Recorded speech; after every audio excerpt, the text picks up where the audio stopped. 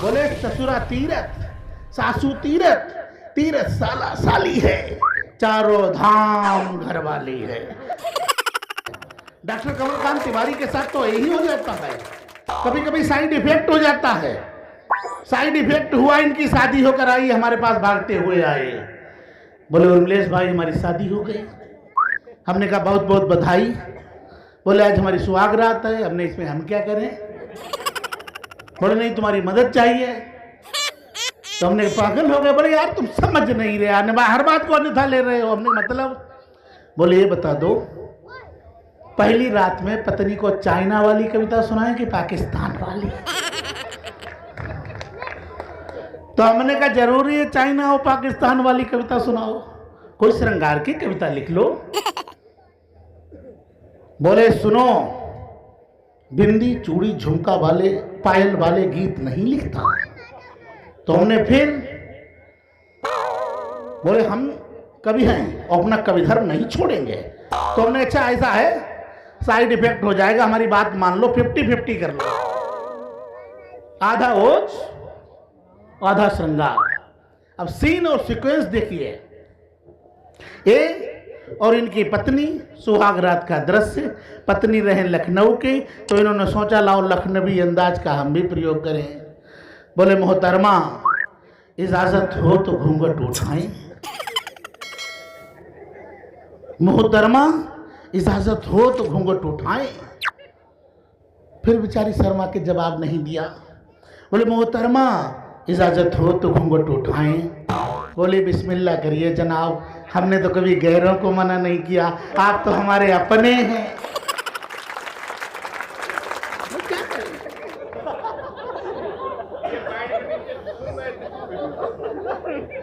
अब साहब जो कविता इन्होंने बनाई थी 50-50 वाली वो सुन लो। आपने तेवर देखा था अभी कि घूंघट उठा के प्रिय मुस्कुरा दो एक बार, बस यहीं तक श्रृंगार था। आपको समझ में आ जाए कहां तक श्रृंगार था, कहां से वो शुरू हो जाता है कि घूंघट उठा के प्रिय मुस्कुरा दो एक बार, अन्यथा ललाट पूरा तोड़ दिया जाएगा। डाल दो गले में गोरी बाहों वाले हार शीघ्र, अन्यथा भुजाओं को मरोड़ दिया जाएगा। कि नयनों में प्यार भर देखिए जरा इधर, अन्यथा में आंखों को ही फोड़ दिया जाएगा। प्यार करने का है समय, आओ प्यार करें, अन्यथा में नींबू सा निचोड़ दिया जाएगा। इसे क्या किया जाए। लेकिन ये बरेली टाइप लोग जो आगरा पहुंचने वाले हैं, इनके लिए कोई सामान्य लड़की थोड़ी शादी करेगी, शादी तो कोई कवित्री ही करेगी। जवाब सुनिएगा साहब कवित्री का कि चीख चीख कर मुझको डराइए ना आप, इस राग वाला पूरा साज मेरे पास है। माइक की आवाज बड़ी अच्छी है यार, बधाई। कि चीख चीख कर मुझको डराइए ना आप, इस राग वाला पूरा साज मेरे पास है। कि मेरे कवि जी ने, इसलिए जानते हो क्या कि चीख चीख कर मुझको डराइए ना आप, इस राग वाला पूरा साज मेरे पास है। और शुक्ला जी की जो पत्नी ने था बताया मुझे, कवि के नियंत्रण का राज मेरे पास है। कि इसलिए रहिए नियंत्रण में प्राण प्रिय, आपकी तो लाज पूरी आज मेरे पास है।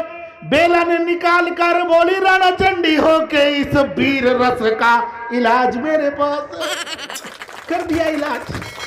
फिर भागते हुए आए, बोले उर्मिलेश भाई अब क्या करें, साइड इफेक्ट हो गया, हमने वो तो हो नहीं था, तो क्या अब क्या करें। हमने कोई श्रृंगार लिख लो अब भी। इन्होंने श्रृंगार लिखा, ओढ़ घूंघट जो मुस्कुराती हो। यहां तक तो अच्छा रहा सब, लेकिन बीमारी ये सच घुस जाता है इनके लिखे वाले में कि ओढ़ घूंघट जो मुस्कुराती हो, कसम फुटवाल नजर आती हो। मल्लिका 4-5 तुल जाए, भजन में सबको तुम हराती हो। ये स्थितियां हो गई साहब। भाभी जी नाराज हो गई, स्थितियां खराब हो गई। उन्होंने हाथ जोड़े, पैर छुए, बोले देखो जितने महान कवि हुए सबके पीछे किसी न किसी महिला का हाथ था, तुम हमारे लिए क्या कर सकती हो? जवाब सुनो कि तुम्हें महान करूं सब प्रयास कर दूंगी। अब ये शुक्ला जी भी ऐसे ही महान कवि थोड़ी हुए कि तुम्हें महान करूं सब प्रयास कर दूंगी, मेरे प्रियवर तुम्हें कैसे निराश कर दूंगी। और तुम्हें तुलसी या कालिदास घर बना न सके, आंख को फोड़ तुम्हें सूरदास कर दूंगी, आंख को फोड़ तुम्हें सूरदास कर दूंगी, आंख को फोड़ तुम्हें सूरदास कर दूंगी। इनकी भी स्थिति यही है। हमने इनसे पूछा, हमने कहा शुक्ला जी तुम बहुत सफल अध्यापक रहे हो, इसका कारण क्या है? बोले दादा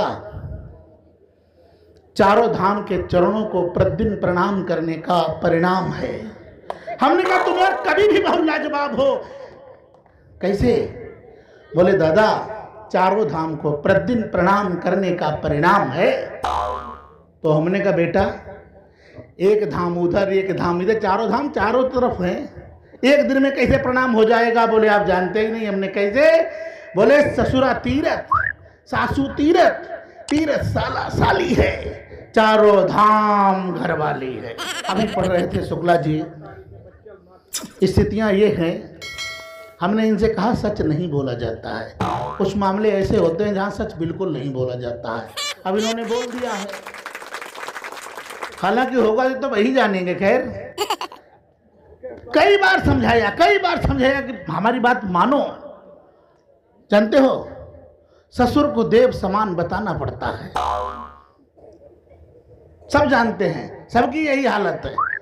कोई मुस्कुराए नहीं शुक्ला जी पर कि ससुर को देव समान बताना पड़ता है। तुम्हारी अभी नहीं हुई, समझ लो कि ससुर को देव समान बताना पड़ता है। सीख लो कि सासू को वरदान बताना पड़ता है। और मुंह है जिसका जानी लीवर के जैसा, साले को सलमान बताना पड़ता है। ये मजबूरी होती है। हमने इनको समझाया कभी सच न बोलो, हमने झगड़ा नहीं होगा। बोले दादा झगड़ा होता है। हमने क्यों होता है? बोले हमारी पत्नी खाना बनाती है, हमें नहीं अच्छा लगता, हम कह देते हैं, हमने कह देते हैं, लड़ाई शुरू हो जाती है। तो हमने अगली बार भले खाना अच्छा न लगे तारीफ करना। ये घर पर गए, इन्होंने बहू से खाना मांगा, बहू ने 2 पराठे लाकर रख दिए। अब इन्होंने पराठे खाए, अब खाते ही बोले वाह क्या स्वाद है, जी करता है बनाने वाले के हाथ चूम लो। बहू बेलन निकाल ले आई, 4 चटकाए। बोले अच्छा आज पड़ोसन के यहाँ से 2 पराठे क्या मांग लाई, हाथ चूमोगे। अब बंदा क्या करे बेचारा है, हालत देखो कैसी हो गई है। ऐसे ही थोड़ी हो गई है, ऐसे नहीं हुई। देखो बहुओं की बलिहारी रे जमाना हुआ गुलाम। अच्छा बाकी लोग जो मुस्कुरा रहे हैं तुम्हारी भी वही हालत है, शुक्ला जी की नहीं है, हमारी भी है। देखो बहुओं की बलिहारी रे जमाना हुआ गुलाम, इनसे बुद्धि गई है हारी रे जमाना हुआ गुलाम। देखो बहुओं की बलिहारी रे जमाना हुआ गुलाम, ओढ़ के लेटी बहू पलंग पर कहती सिर में दर्द। ये है हालत, तुम्हारी भी वही हालत है, तो पता लग रही है। अब बेचारे बात मान लेते हैं इसलिए थोड़े मोटे ताजे हैं। ओढ़ के लेटी बहू पलंग पर कहती सिर में दर्द है नहीं, कहती है केवल। ओढ़ के लेटी बहू पलंग पर कहती सिर में दर्द, मलते बैठे बाम शीश पर रे वाह रे मर्द, तेरी कैसी है लाचारी रे जमाना हुआ गुलाम। देखो बहुओं, ताली वाली हो जाएगी, ऐसे नहीं कह। हाँ देखो बहुओं की बलिहारी रे, जब डरते हैं ना यार, कहीं अगर उनकी भी पत्नी कहीं आई हुई तो तुमने भी ताली बजाई थी तो सवेरे पता लगा हाथ ही नहीं है। देखो बहुओं की बलिहारी, रे जमाना हुआ गुलाम। घूंघट की झंझट सब छोड़ी चोटी। अब बड़े बूढ़े बैठे हैं, क्या बता मैं। घूंघट की झंझट सब छोड़ी चोटी खोले घूमे, सास ससुर के आगे डिस्को डांस की धुन पर झूमे। धर दी लाजू तारी के सारी, रे जमाना हुआ गुलाम। और सुनो एक अगला खतरा। एक दिन हमसे पूछा, दादा हम क्या करें, हमारी बहू नहीं मानती, हमने नहीं मानती, एक दो थप्पड़ मार दो। ये गए, हिम्मत की, थप्पड़ एक भी मार न पाया, बहू पड़ी चिल्लाई।